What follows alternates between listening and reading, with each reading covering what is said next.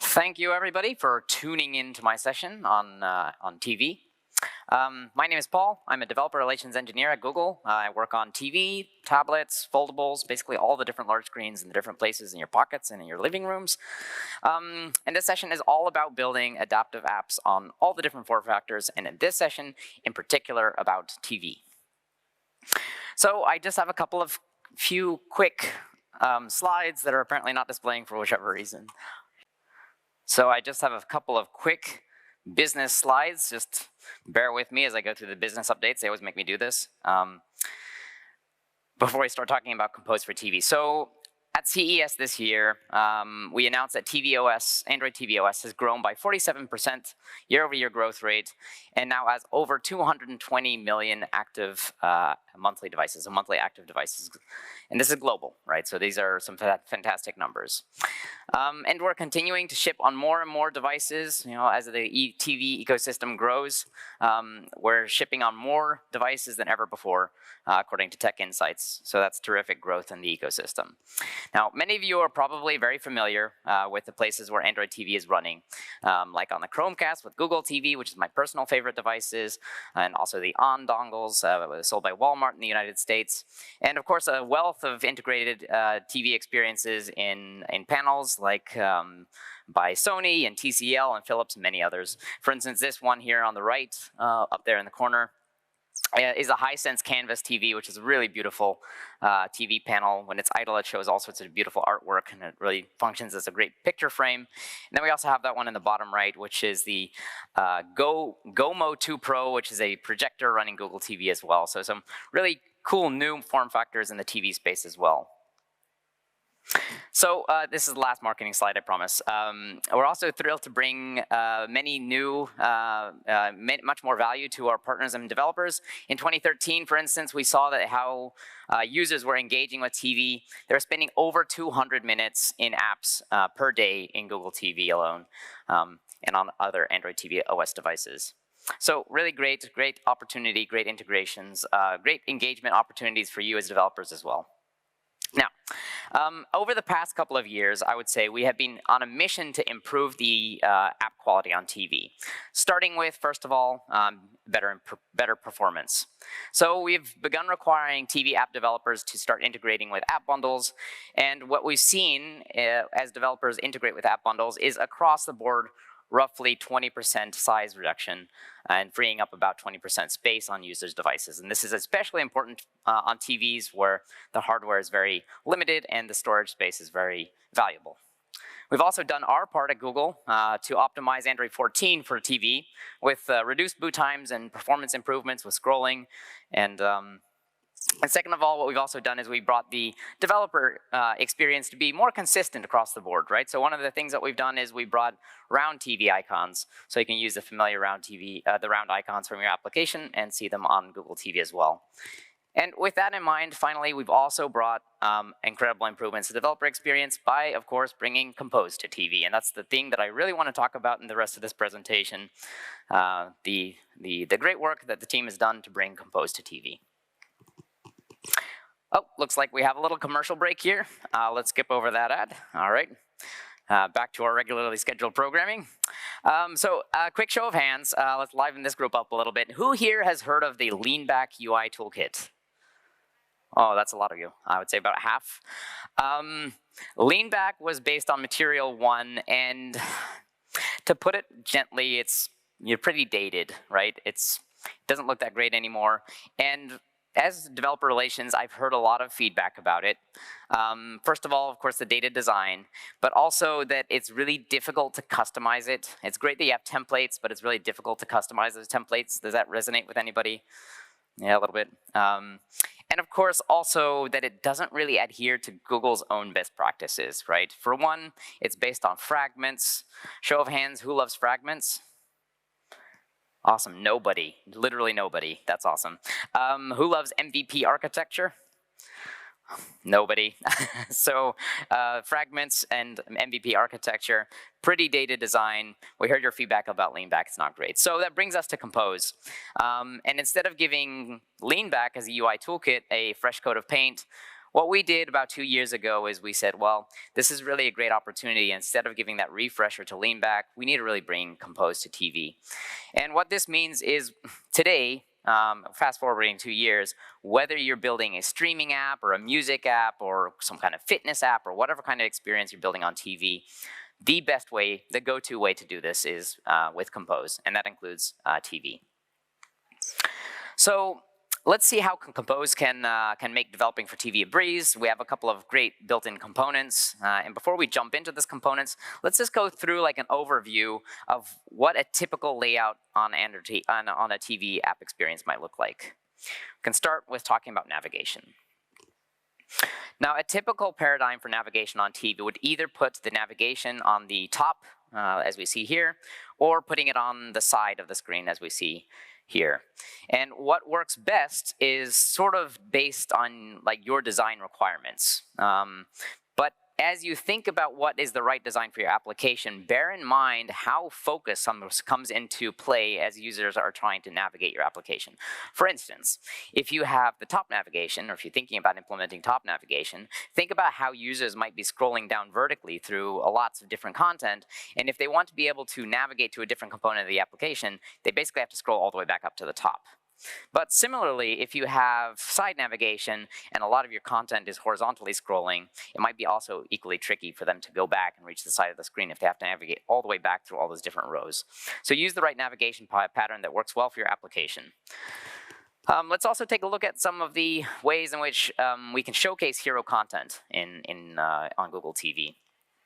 You might be looking for ways of highlighting featured content in your application, using hero elements like this carousel here, for instance, to proudly present content front and center for, inside your app. Maybe it's content that you want to promote. Maybe it's content that is relevant for your viewer. Whichever reason you might have, this is a great component to take a look into. It's called the feature carousel. And then, of course, the conventional scrolling containers. Of course, all of the variety of content that is available throughout your app, letting users navigate easily to them. On TV, it's pretty common to present content cards on a grid, much in the way that is being shown here, where users can both scroll horizontally and vertically. And you might combine them into a grid like this. And they might have different kinds of designs, right? It's important that the currently selected item is indicated somehow.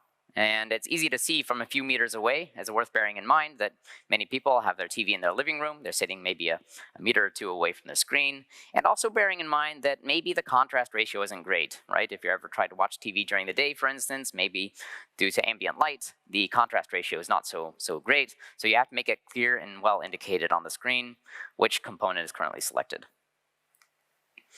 Now, special rows like the immersive list are also a great way to enhance content presentation, thinking about ways in which you might display a poster image of content that is really interesting for your viewers to interact with.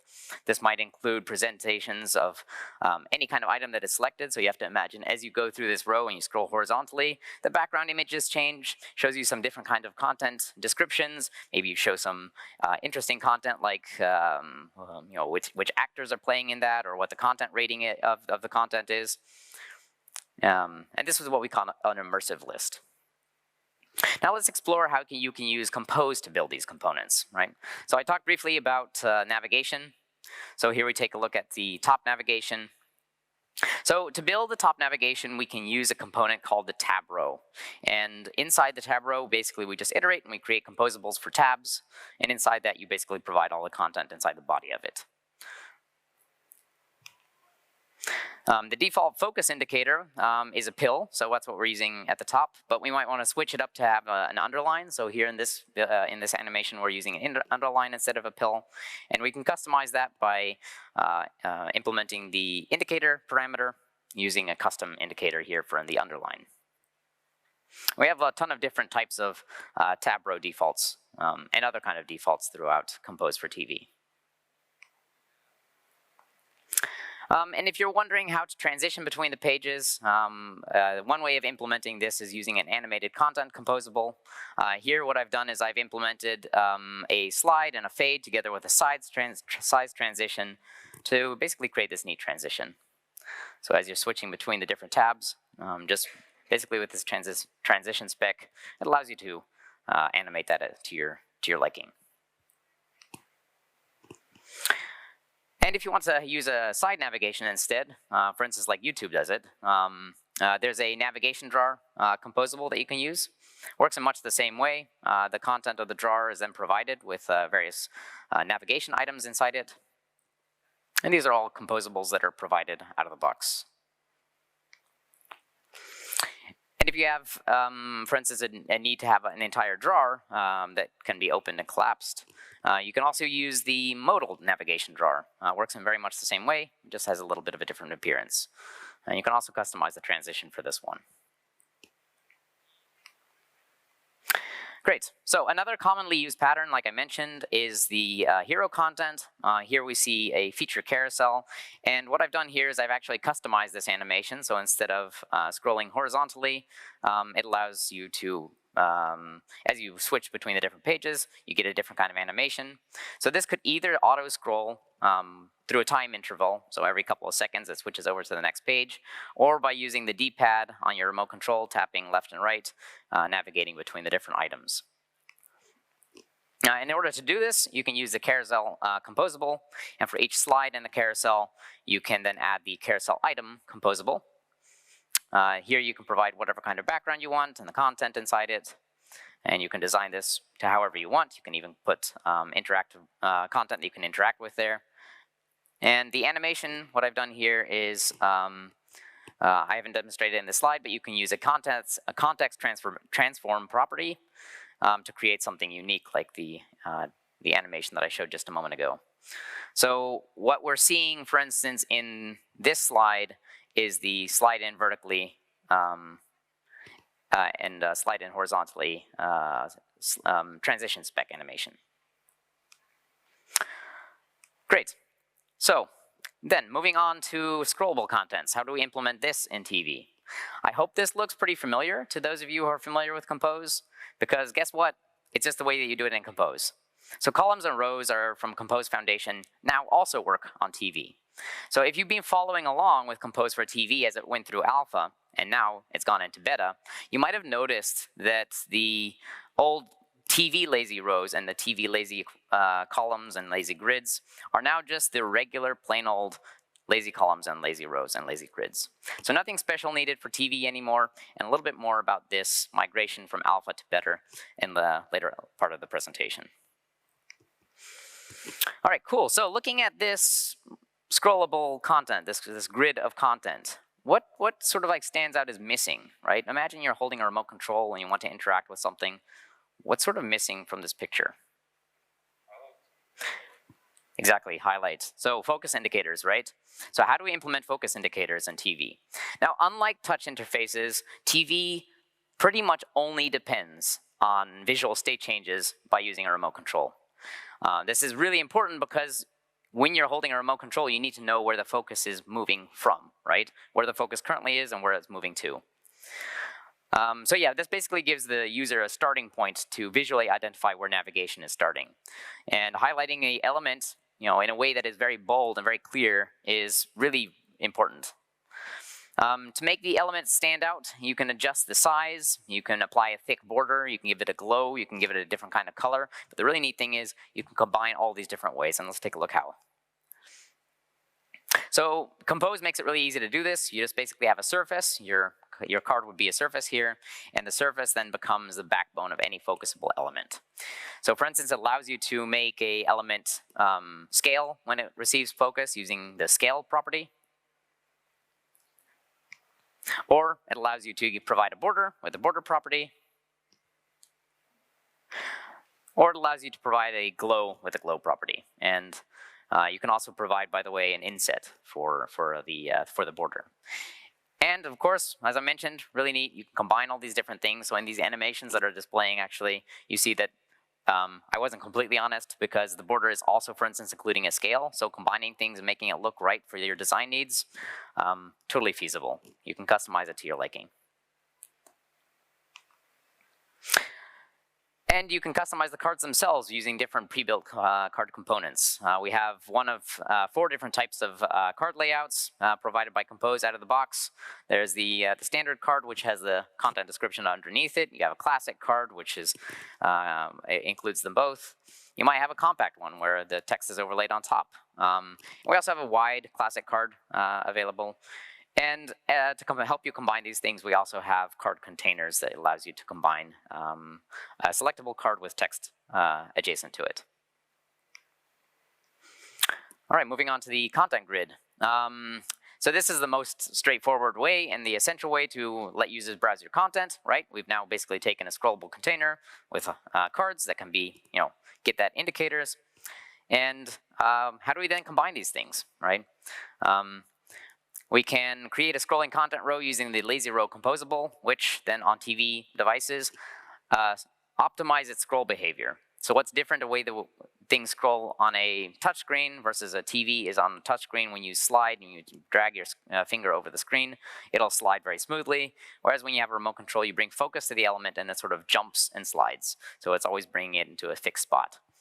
Now, by default, what we do is we bring the selected focused item to like the 30% of the screen, like from the start of the screen or from the top of the screen, depending if it's horizontal or vertically scrolling, it'll be offset by a pivot point of 30% off the side of the screen. And this is kind of where I want to begin to talk a little bit about how we're bringing some changes as we progress and we see the maturity of TV Compose. So we're moving from the alpha release into beta and then how we move beyond. So one of the things that I want to call out here is, well, first let's start at the bottom. If we look at the progression of TV material, right? TV material is just going through a regular transition. It's going from alpha to beta, all right? And the material components are all the selectable components, all the interactable things like the buttons and the feature carousel and all the things that you are familiar with in the material side. TV Foundation, however, please note that this is now being fully incorporated into Compose Foundation, right? So what we had in TV Foundation were the scrollable components that were TV specific. So these were the TV lazy grids and the TV lazy rows. Those are now being promoted basically into Compose Foundation. All of those components are now regular scrollable components, and you don't have to do anything funky anymore to get that behavior in there. But as you migrate from alpha to beta, you might see that TV Foundation no longer exists, and this is the reason why. You can basically just begin using the Compose Foundation versions instead.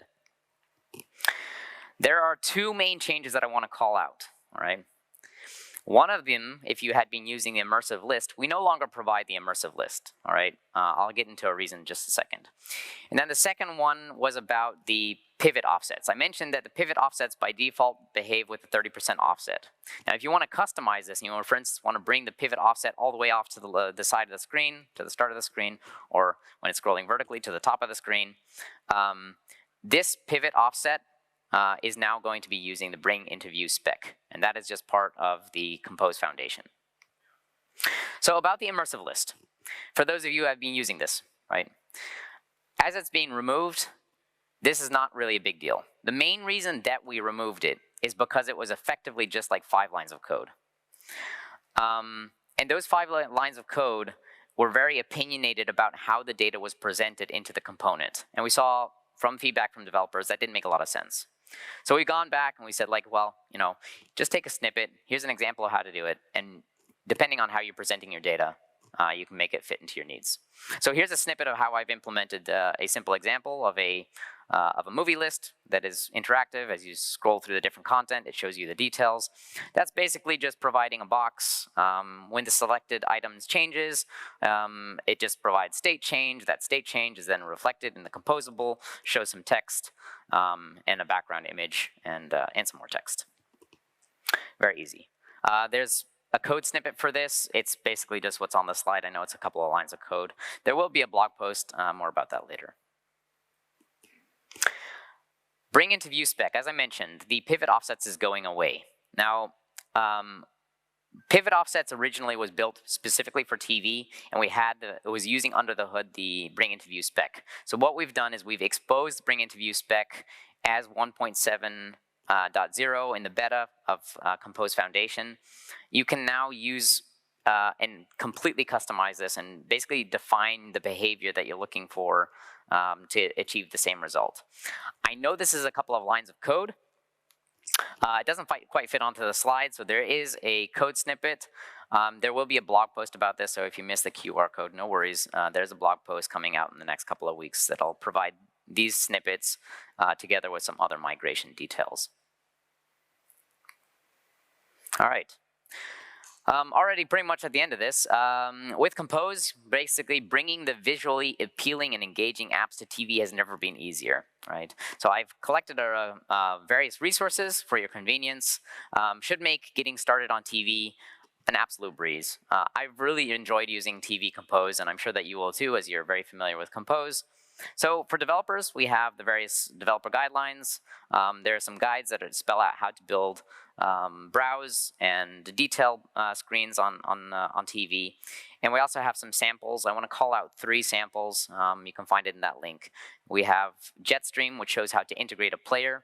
It's a fully comprehensive sample. It also includes integration with ExoPlayer. You can take a look at how we've done that. We also have the TV Material Catalog app by popular demand, which is a terrific resource which shows visual components, all of the components that I showed in the slide, and some others, and you can play around with it. You can customize the theme. You can change it from light to dark mode, so it really takes full benefit of all the capabilities of Compose. We also have some great design resources, the TV design link there, together with some great samples there as well. We have some Figma files that you're free to use. It also shows how to, for instance, integrate with fitness apps. And if your app has historically been using views and you're looking for a good place to start with your migration to Compose for the first time, just as a reminder, we have great resources for that as well. It's not TV specific, but it does give a good starting point of how to perform a migration to get started with Compose for the first time. And as I mentioned, also review the TV-specific library notes, the release notes for TV Material and TV Foundation. Both of them provide some great updates as things change. Now that we're finally settled into beta, we won't see a whole lot of changes in the API anymore. But if you're switching from the alpha to the beta, that is a good place to get started. Maybe some of the APIs changed names or they're behaving a little bit different. It is documented in the release notes. And as mentioned, there will also be a blog post that spells things out in a little bit more detail with some code snippets. Great, I think that's all I had. I just wanted to say, with Compose for TV, I just wanted to say this one thing. It's now possible to use Compose really for all form factors, not just TV. TV is just the final piece of the puzzle here, and I'm really excited to see even greater, more beautiful TV app experiences that work across the board. I hope that you enjoyed this. I hope that you also build better apps with Compose on TV. Thanks so much for your time.